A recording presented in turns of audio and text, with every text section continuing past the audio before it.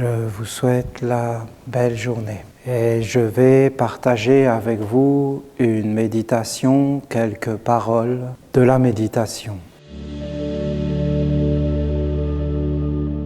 Vous voyez, la méditation, c'est quelque chose de fondamental dans la vie d'un homme, d'une femme. On apprend à poser son corps, à entrer dans le calme, dans la sérénité, et on porte son attention sur la pensée. Quand on fait entrer le corps dans la non-activité, dans le calme, alors on s'aperçoit qu'au bout d'un certain temps, c'est la vie intérieure, les pensées. Les pensées sont très importantes dans notre vie. Il y a tout autour de nous des pensées et à l'intérieur de nous des forces de la pensée, des forces créatrices. Nous sommes habités et animés par des pensées et les pensées sont vivantes tout autour de nous. Il peut réellement y avoir des pensées obsédantes. Nous sommes dirigés par les pensées. Faire apparaître les pensées est la clé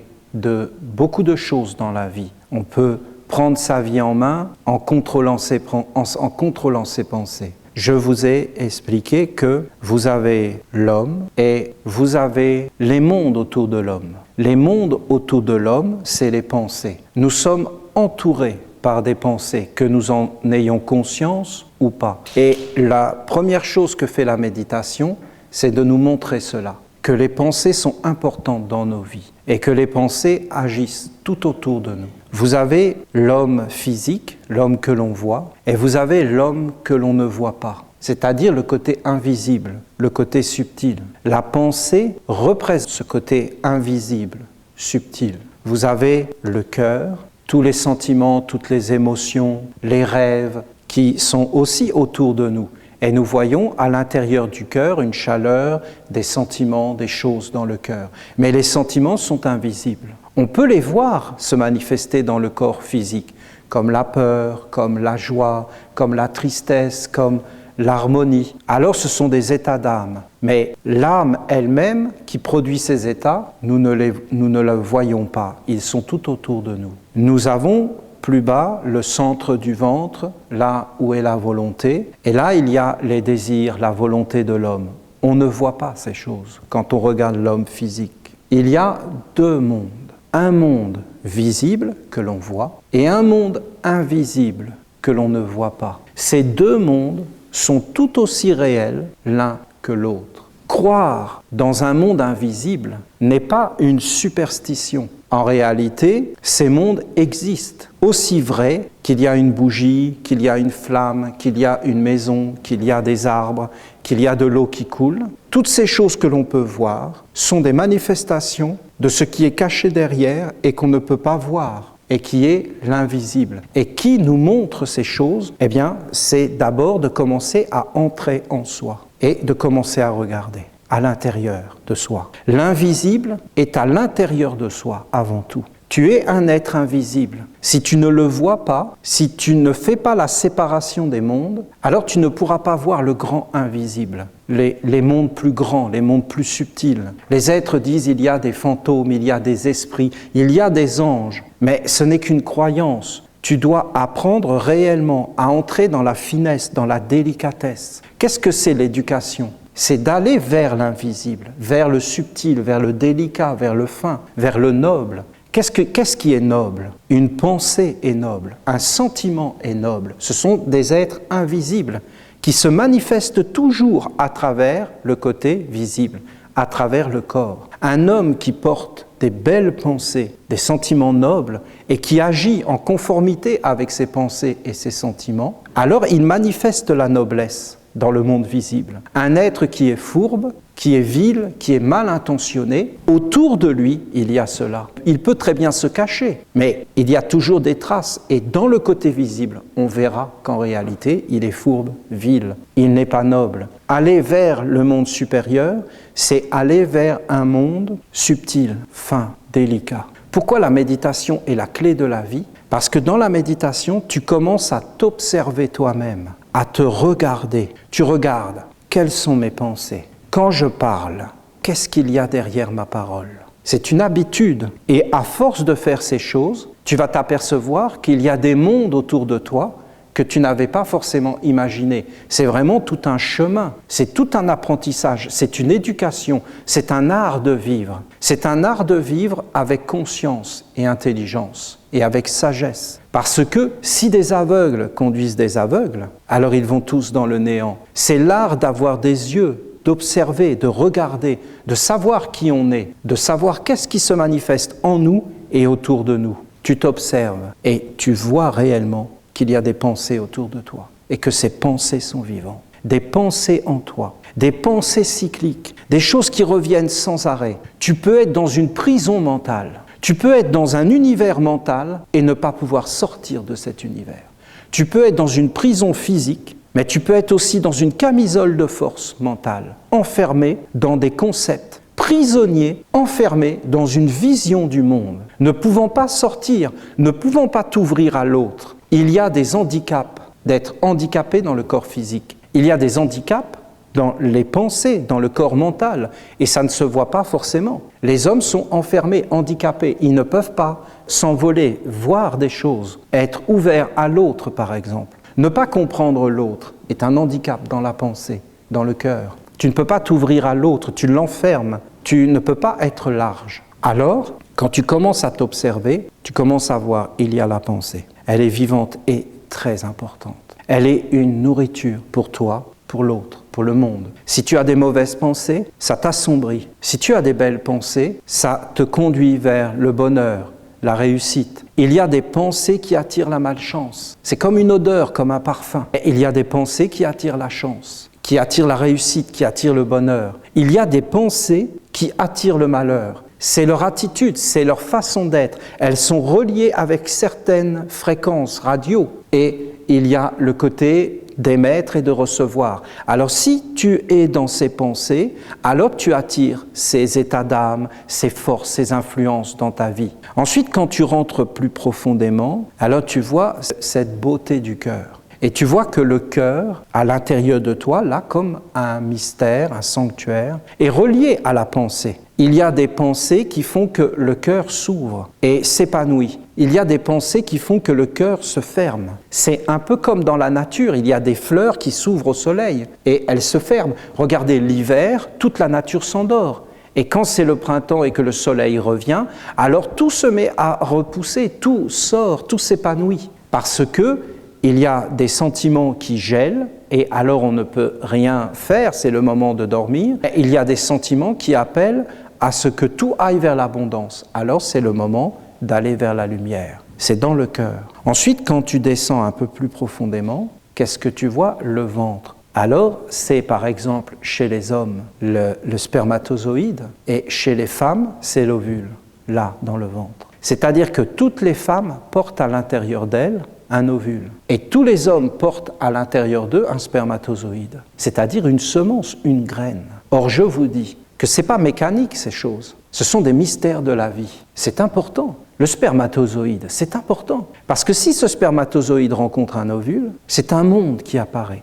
Un nouvel être humain, c'est quand même quelque chose d'incroyable. Un être qui va parler, qui va chanter, peut-être un petit Adolf Hitler, un Gengis Khan, ou alors peut-être un petit Peter de Nove, un Mozart. Ce n'est pas les mêmes graines, c'est des mondes de pensées différentes. Pourquoi une graine portera-t-elle un petit Adolphe et pourquoi une autre graine portera-t-elle un Peter de Nove? Parce que ce sont des mondes qui se manifestent, des mondes invisibles qui se manifestent jusque dans le visible. Quand vous avez un petit Adolphe, vous avez toutes les pensées, toutes les paroles, tous les actes, tous les sentiments qui ont été prononcés pour qu'un tel être vienne. Alors il vient, car la pensée finit toujours par prendre un corps. Et quand vous avez un Peter de Nove qui apparaît, vous avez toutes les paroles, toutes les pensées, tous les sentiments qui se focalisent sur cette graine, celle-ci, et la pensée se manifeste. Mais ce sont des grandes pensées collectives. Et alors vous avez d'un seul coup un homme, une femme, qui correspond à une pensée collective du monde et qui manifeste soit tout le bien, soit tout le mal qui a été pensé. Car toute pensée agit dans tous les mondes. Voilà ce que nous dit la méditation. Tu n'es jamais tout seul. Tu es toujours avec le tout. Être tout seul est une illusion. Parce que tu respires dans les étoiles. Personne ne peut être seul. Nous sommes avec l'univers entier. Quand nous marchons sur la terre, nous sommes avec toute la terre. Nous sommes avec tous les hommes. Nous portons tous les hommes à l'intérieur de nous, toutes les femmes, tous les enfants, tous les animaux. Et les pensées que nous avons, par exemple, vers les animaux, vont nous amener tout doucement vers le cœur et vers le sexe, c'est-à-dire la semence. Les petites filles, par exemple, sont beaucoup plus sensibles que les petits garçons. Je me rappelle ma cousine, mon grand-père était en train de rouler en voiture, il voit un lapin qui traverse, alors il le braque avec ses phares et il essaie de l'écraser pour le tuer et le ramener et en faire un civet, le manger. Et alors je pense qu'il avait tué le lapin. Et il y avait ma cousine avec moi à l'arrière, mais elle hurlait. Le pauvre petit lapin, « Ouah, tu es méchant !» Tu es méchant, et elle l'insultait. Ça aurait été moi, je m'en prenais une, mais comme c'était la petite fille, touche pas les petites filles. Donc, qu'est-ce qu'il a fait? Il est sorti, puis il a dit non, je ne l'ai pas attrapé. Mais en réalité, il l'a laissé sur le côté. Il avait tellement peur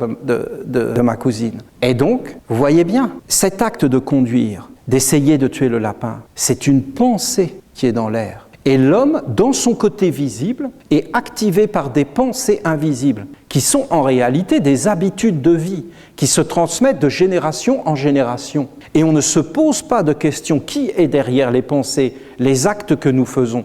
Nous sommes quelque part des marionnettes. Vous savez, pour qu'il y ait une marionnette, il faut qu'il y ait des fils. Et nous sommes reliés par des fils, c'est-à-dire des liens avec des mondes. Et ces mondes nous animent. Et bien souvent, la majeure partie des hommes ne savent pas pourquoi ils font les choses dans la vie. Ils ne se posent jamais de questions. Pourquoi il y a les yeux? Pourquoi on parle? Pourquoi il y a les oreilles? À quoi ça sert la vie sur Terre? On ne se pose pas toutes ces questions. On vit là-dedans dans une sorte d'inconscience. Et on ne sait pas qui est l'âme qui nous anime. Qu'est-ce qui nous fait bouger? Qu'est-ce qui nous fait lever le matin?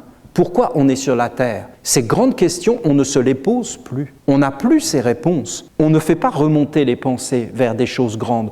On se contente de fragments qui nous rassurent et on ne veut pas en savoir plus. Alors que si tu veux vraiment aller vers un monde grand, vaste et pur, si tu veux aller vers la lumière, vers ce que les anciens avaient appelé Dieu, c'est-à-dire la beauté des beautés, la merveille des merveilles, le mystère des mystères, la grandeur des grandeurs, ce qui rend tout beau, ce qui fait que tous les êtres sont dans la fraternité, dans le respect, parce que Dieu est le mystère, ce qu'on ne peut pas comprendre, ce qu'on ne peut pas toucher, ce qu'on ne peut pas voir, mais ce qui éclaire le monde, parce que ça vit en moi comme pensée. Mais est-ce que c'est une pensée morte? Est-ce que c'est une pensée vivante? Est-ce que ce sont des sentiments morts? On peut très bien émousser, perdre le sens, perdre l'essence, perdre le sens de l'amour, de la vie, perdre les sens de l'odorat, de la vue. On peut croire qu'on voit parce qu'on ne voit que des formes, mais il y a beaucoup de façons d'être aveugle. Ce n'est pas parce qu'on voit, ce serait trop facile. Et un être qui est cruel ne voit pas le monde de la même façon qu'un être empli de bonté. Comment c'est possible d'arriver à la cruauté? Bien souvent, on voit dans l'humanité des choses d'une cruauté incroyable, mais incroyable. Vous avez vu ces soldats américains qui, en Irak, avaient des prisonniers? Ils les ont torturés, ça avait fait un scandale. Mais vous savez, c'était la parité, donc maintenant il faut qu'il y ait des femmes à l'armée. Et la chose la plus surprenante, ce qui est incroyable, parce qu'on aurait cru le contraire, on aurait cru qu'en amenant des femmes à l'armée, est-ce que c'est leur place? On aurait cru que ça aurait amené plus de côté humain. Est-ce qu'il y a de l'humanité dans la guerre? Et voilà les grandes questions. Ces femmes ont été les pires dans la torture, les plus sadiques, les plus perverses. Si l'homme est sorti d'un certain contexte, qu'est-ce qui apparaît? Vous avez le même homme, il vous dit bonjour, il est gentil avec vous, et dans un autre contexte, il vous dénonce, il vous calomnie, il vous abandonne. Vous ne trouvez pas ça incroyable? Mais parce qu'en réalité, vous avez un être qui est faible devant vous. Vous lui mettez un uniforme, vous lui accrochez un petit pistolet à la ceinture et il se prend pour je ne sais pas qui et il te donne des ordres. Tout ça sont les mystères que seule la méditation peut percer. Parce que tu commences à regarder ces mondes, pas simplement le monde visible. Parce que si tu regardes le monde visible, tu ne peux pas comprendre. Et si tu regardes les mondes invisibles, là tu comprends. Il est possédé par des entités, par des êtres, par des pensées. Et ce que disaient tous les peuples dans tous les mondes était vrai. Tous les animistes étaient vrais. Et ces hommes savaient qu'il y a des esprits dans les arbres, qu'il y a des esprits dans les fleurs, que tout est vivant, que tout est animé. Tes yeux sont vivants. Et la façon dont tu regardes le monde salit le monde ou le rend beau. Tes oreilles sont vivantes. Ah mais là c'est toute une autre histoire. Parce qu'on n'a pas été éduqué de cette façon. On nous a justement appris à considérer que rien n'était vivant, que le monde était une poubelle, que j'étais une poubelle, que rien n'était respectable, que je pouvais faire tout ce que je voulais, qu'il n'y avait pas de vie dans la pensée, ni dans les sentiments. Mais comment on a pu enseigner une bêtise pareille ? Et comment on a pu croire ça ? Et comment on a pu laisser faire ça de génération en génération pour arriver dans un monde où tout est mort, où il n'y a plus la force de la vie? Alors ce sont des clés. Vous devez conduire d'abord l'éveil de la pensée, c'est tout un chemin, c'est tout un chemin. D'abord vous devez éveiller la pensée consciente. C'est ce qu'on appelle, nous les Esséniens, les cheveux. Ensuite, vous devez faire descendre cette pensée dans les sentiments. Parce que dans la vie, les sentiments, ça se cultive. Les pensées, ça se cultive, comme on va cultiver des oignons, des tomates. Si tu laisses la terre à l'abandon, tu ne sais pas ce que tu vas récolter. Mais ce qui est certain, c'est que tu vas mourir. Tes sentiments, tes pensées, c'est une terre qui doit être cultivée. Si tu veux récolter des oignons, tu dois mettre des graines d'oignons dans une terre vierge, bien préparée. Ton cœur, c'est une terre. Ta tête, c'est une terre. Ta pensée, c'est une terre. C'est une graine, c'est des fruits. Tu peux manger une tomate et la trouver bonne. Tu peux manger une pensée et la trouver bonne. Tu peux voir une tomate et elle est pourrie. Tu peux avoir une pensée et elle est pourrie. Et si tu manges des pensées pourries, tu finis par tomber malade. Tu dois savoir te nourrir avec les plus belles pensées, les plus hautes, les plus élevées. Ensuite, la pensée est liée aux sentiments et ensuite, les sentiments sont liés à cette idée de l'ovule et du spermatozoïde. Est-ce que c'est simplement le sexe ? Est-ce que c'est simplement dans le sexe ? Non, en réalité, c'est tout qui est le sexe. Le sexe veut dire la fécondation, veut dire féconder. L'homme féconde une femme pour féconder le monde. La femme féconde le monde. Mais en réalité, les paroles sont une fécondation. Les gestes sont une fécondation. Quand quelqu'un fait quelque chose devant toi, tu as une tendance à faire la même chose. Ça se transmet, c'est la vie entière. Quel est le sens de mon activité ? Alors vous voyez, ça c'est